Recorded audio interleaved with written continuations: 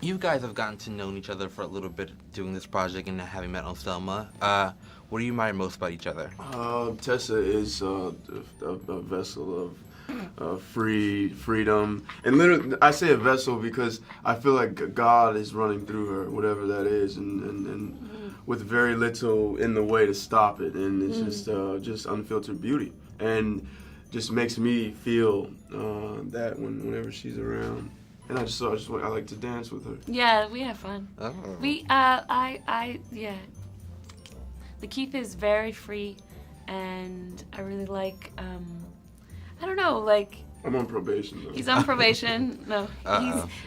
He's really free and has a real, like, childlike spirit and, like, energy and, you know, really enjoys just...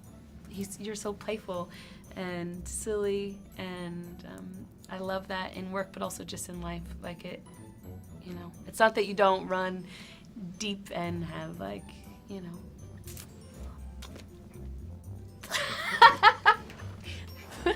Words. Yeah. I don't know. Who knows words? Words. And we have fun dancing together, and we wore red together. It was fun. We did. He was wearing a red suit, so I decided We to were wear like a red dress. We were like the T.O. and Sorry to Bother You. Ah, okay. I was the O. And she was the T. Makes sense. Costuming is so important in film. Did you guys have a say in what you got to wear? Yeah, whose choice was their Cosby sweaters? Oh, Which I feel like you can't. Oh God, Cosby definitely. sweater. Shouts out to Deirdre. I forget Yeah. the last name. Govan. Deirdre Govan. She really killed it and like just She had really really did. cool costumes, and It was pretty on point. it was nice to play in that. It was really cool. I feel like I could become someone different, and I still kind of want to dress like Cassius now, but Yeah, those are cool. I took a lot of trips to Michael's. I like made some of my costumes too, which was really fun. Like that blue jacket I wear at the end. I made that. That was fun. How did you guys separate the fantastic elements versus the realistic elements of the film, and how did that factor into your performance? I didn't separate them. Me I either. just thought like this is a different universe, and in this universe these things happen. And in fact, the universe we live in, something stranger than that happened.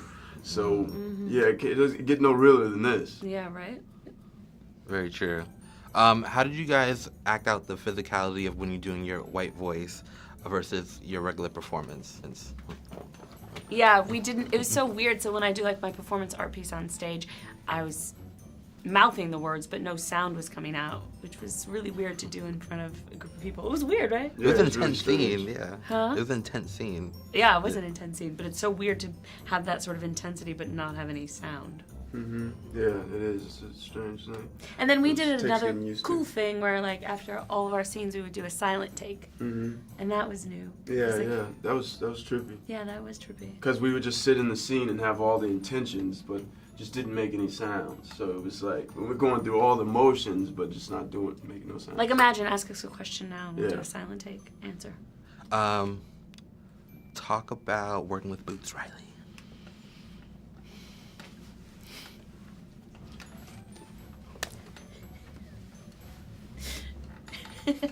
You're making sounds. No, it's because you're making me laugh. Oh, this was like that.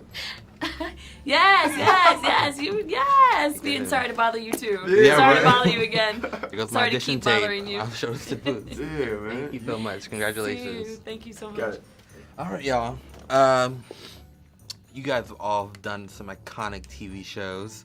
Talk about breaking away and doing a fun project like this. I guess since I'm the first breaker aware. Well, not really, because No, Terry right on Brooklyn, maybe Brooklyn 911, still right there with him. And obviously Stephen having been on the iconic Walking Dead. We always have, I imagine, in TV, Terry said it earlier, he said, you know, it's just, you got to remember, TV is so there. People are watching you on Sunday night or Saturday night or Friday night or Tuesday night on their couch in whatever garb they're in, so they feel so close to you. But little do they know in reality that your process of creating these characters that they're falling in love with, partly that process is out of you being able to play other characters. Yeah.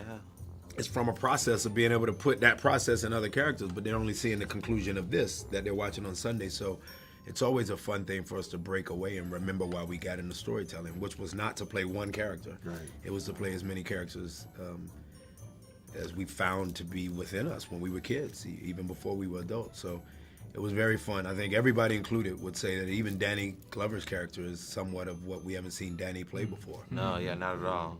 So fun. So it was So, really, it was yeah. really cool, man. Boots allowed us to all. He cast very well, as Steve Yeah, said. he did. He's a good. He must see the talent in us in a way that people who've watched our respective TV. I mean, Terry's had some.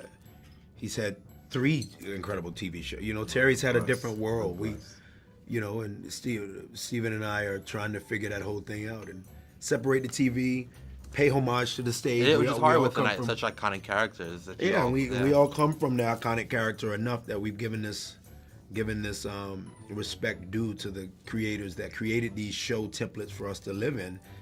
But we definitely are humbled that everyone's given us a grace to go off and play something like we found us to be able to play in Sorry to Bother You.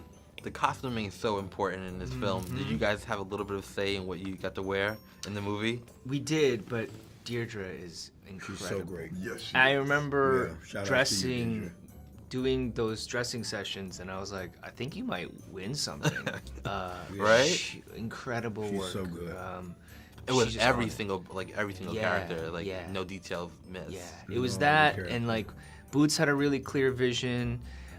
She wanted to fulfill that vision, but also she just brought stuff where you're like, this is perfect. She has some really good stuff. Yeah, man. she's You know, great.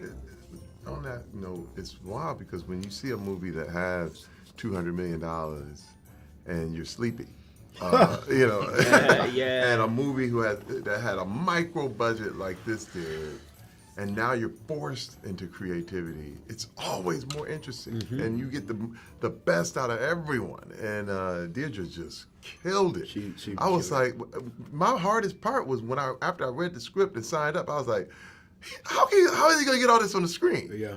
And it was there, and it just kept coming, and I was just the crew, the cast, everything was incredible. It's cool And I you think brought that was clothing. that was so important for the movie because the way that we shot it with the lenses and the style that we shot it made it really hyper real. Yeah, it But almost they- a character in itself. Yeah, but then because the costuming and the people were so large and big and loud that you were like, wait a minute, this doesn't make. But then it normalized everybody, and so then you're just in that world. And that's just that's Boots. Boots is the man. Yes, thank you guys. Thank you, Really. man. sir. Thank you. Boots, I'm sure there were many inspirations, but give us a little bit about what the idea was when you wrote the script. Well, when I first started writing the script, I was just gonna write a movie that took place in the world of telemarketing, and I knew that there was gonna be a struggle that the main character had to decide what side they were on. The first idea that before I started typing, that movie was about $50,000 to make, but as I kind of just let myself go, it quickly became something that, okay, maybe I won't be able to make this movie, or maybe it costs more.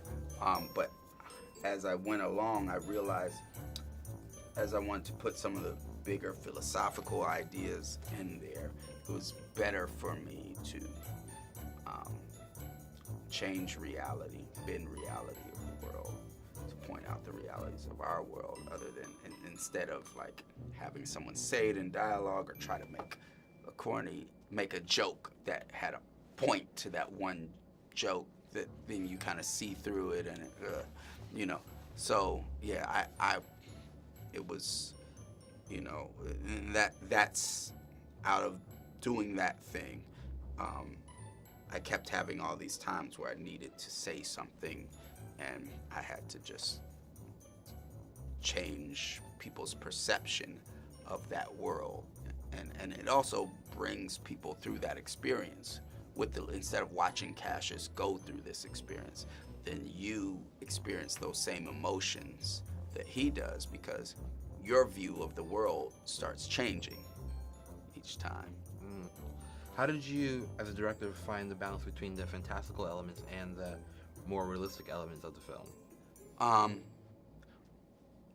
Two ways. One was with production design, pushing the envelope, not too much, but definitely pushing the envelope. Right. But not going too much where you felt like it was just like outer space or something like that.